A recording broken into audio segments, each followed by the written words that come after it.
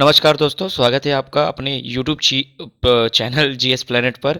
आज हम लोग डेली करंट अफेयर्स की सीरीज़ में 14 फरवरी 2022 के जो महत्वपूर्ण प्रश्न हैं, जो एग्ज़ाम में आ सकते हैं, उनको देखेंगे, साथ ही साथ एनालिसिस भी करेंगे खबरों का।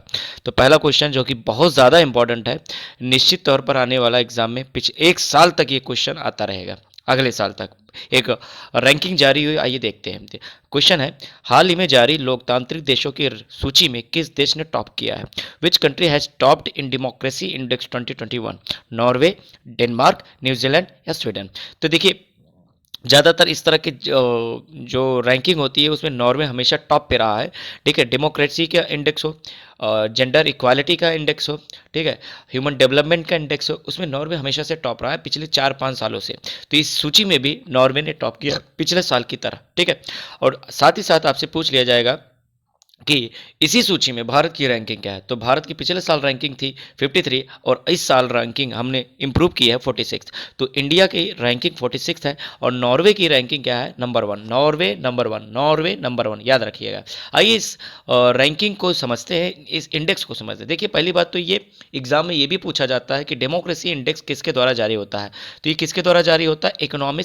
इकोनॉमिस्ट इंटेलिजेंस यूनिट, ये लंदन बेस्ड एक एनजीओ है, एक नॉन गवर्नमेंट ऑर्गेनाइजेशन है, जो कि पूरी दुनिया में डेमोक्रेटिक सिस्टम को स्टडी करता है अलग अलग क्राइटेरिया पे, और उन पर मार्किंग करता है, उस पर उसको नंबरिंग देता है। उसके बाद नंबरिंग को क्या करते करके उसको पब्लिश करता है। तो पब्लिश करने के बाद अलग अलग देशों की रैंकिंग इशू की जाती है। तो संस्था का नाम पूछेगा तो इकोनॉमिक्स इंटेलिजेंस यूनिट एग्जाम में बार बार पूछा जाता है।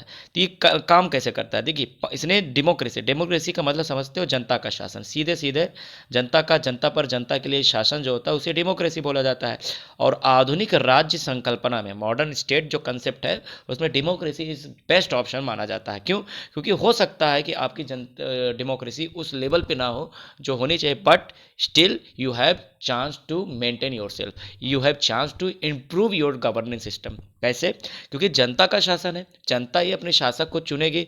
तो 5 साल बाद, उस 5 साल, 6 साल या 4 साल जब जब दोबारा चुनाव होते हैं, तो तब जनता के पास ये विकल्प होता है कि वो अपने शासक को बदल सके या फिर उन्हें कंटिन्यू कर सके। तो the people themselves have choice to either stay with the government और चेंज द गवर्नमेंट। ठीक है, तो ये होता है।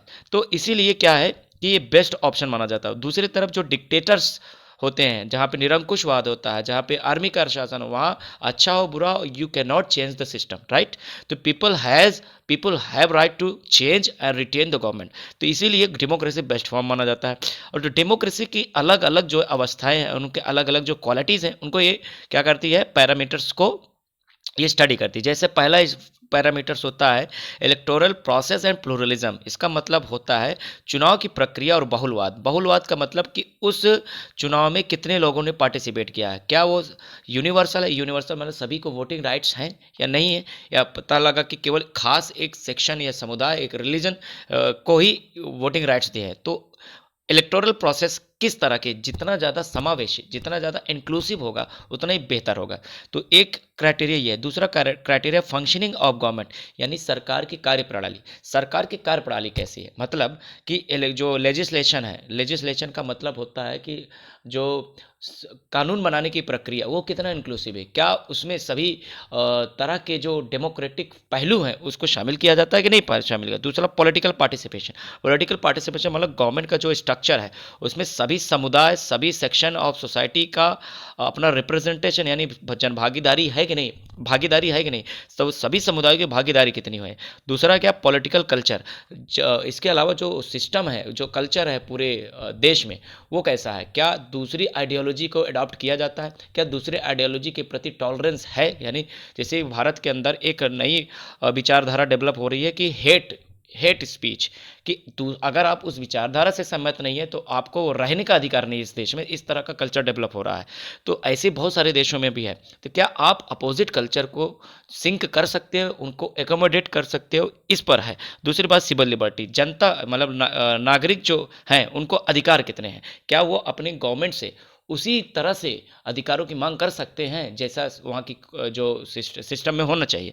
तो ये 5 क्राइटेरिया है। Civil liberty, political culture, political participation, functioning of government और इलेक्टोरल प्रोसेस एंड प्लूरलिज्म। इन्हीं 5 क्राइटेरिया पर स्टडी करके ये रिपोर्ट जारी करती है। तो इस रिपोर्ट में जो आता है तो इसमें 4 कैटेगरी बनती है। एक कैटेगरी बनती है हायर, मतलब जो देश जो सबसे अच्छा काम कर रहे हैं। दूसरा जो है फ्लॉड डेमोक्रेसी। फ्लॉड डेमोक्रेसी का मतलब होता है त्रुटिपूर्ण डेमोक्रेसी, यानी त्रुटिपूर्ण लोकतंत्र। जैसे भारत की रैंकिंग के हिसाब से ये फ्लॉड डेमोक्रेसी में आता है। फ्लॉड का मतलब आदर्श नहीं है, हम जो है हमारा त्रुटिपूर्ण डेमोक्रेसी है। यहाँ पे दिखने को तो लोकतंत्र है, लेकिन पूरी तरह से वो लोकतंत्र को समायोजित करते हुए हमें कहीं कहीं गलती कर रहे हैं। तो कहने का मतलब ये है। तो हम फ्लॉड डेमोक्रेसी में आते हैं, ठीक है। नॉर्वे होगा, न्यूजीलैंड, फिनलैंड, स्वीडन, आइसलैंड, ये टॉप नेशंस हैं, ठीक है। जहाँ अफ्रीकन नेशन है, डेमोक्रेटिक ऑफ कॉन्गो, ये सब, नॉर्थ कोरिया, ये सब वर्स्ट कंट्रीज में आती हैं, ठीक है।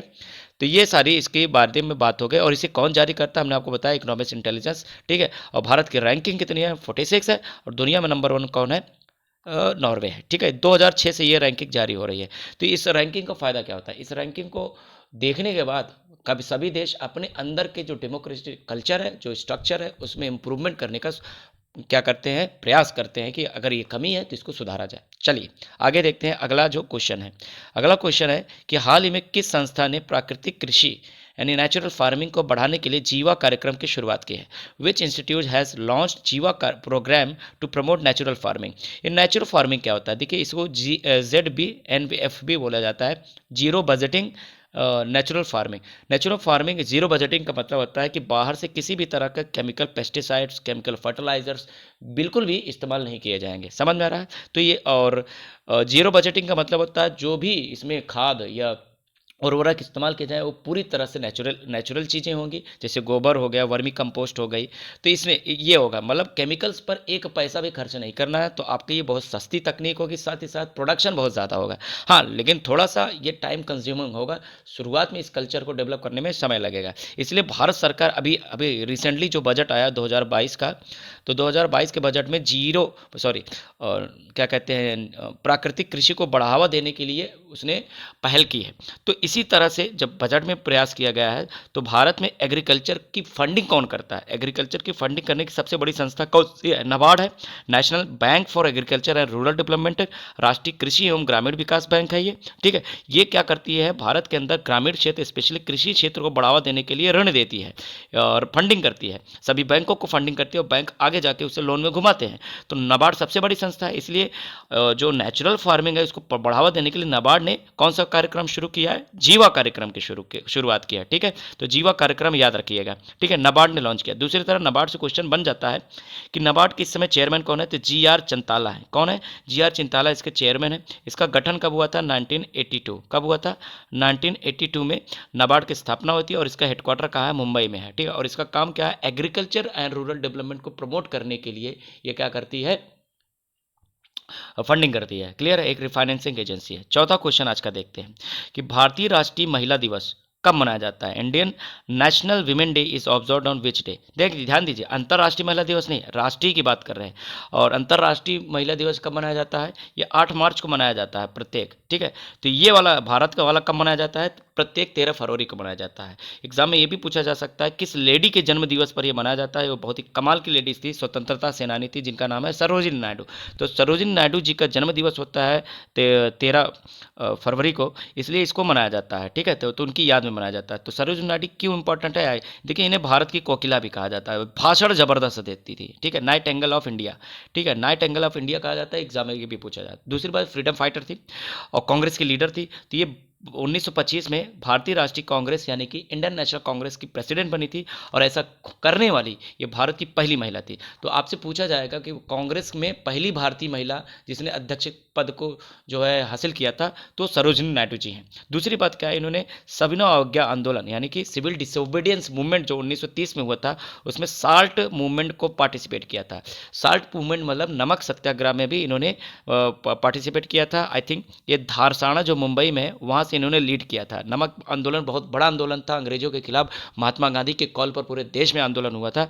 तो उसमें नायडू जी ने क्या किया था, धारसाड़ा से जो है लीड किया था, तो एग्जाम में पूछा जाता है। दूसरी बात जो है क्या कि ये आज़ादी के बाद उत्तर प्रदेश जो मौजूदा इस समय है वो कभी संयुक्त प्रांत यानी यूनाइटेड प्रोविंस हुआ करता था, उसकी ये राज्यपाल बनी थी। तो ये भारत में राज्यपाल के पद, स्वतंत्र भारत में पहली महिला बनी थी जो किसी भी राज्य का राज्यपाल बनती है यानी गवर्नर बनती है। तो पहली महिला गवर्नर ऑफ इंडिया भी है, ठीक है।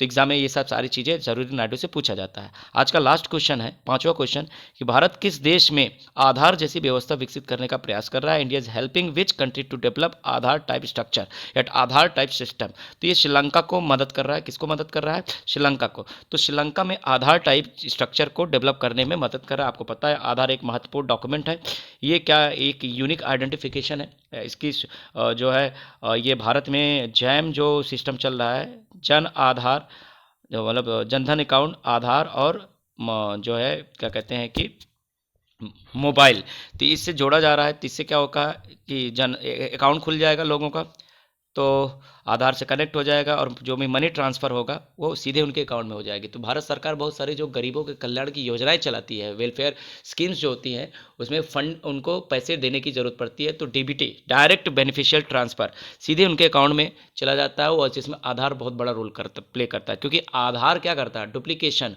फ्रॉड आदि को दूर करने में मदद करना। तो इसी सिस्टम को श्रीलंका अडॉप्ट करना चाह रहा है और उसने भारत की मदद मांगी है और भारत इसे डेवलप कर रहा है, ठीक है। तो एग्जाम में पूछा जा सकता है, ठीक है।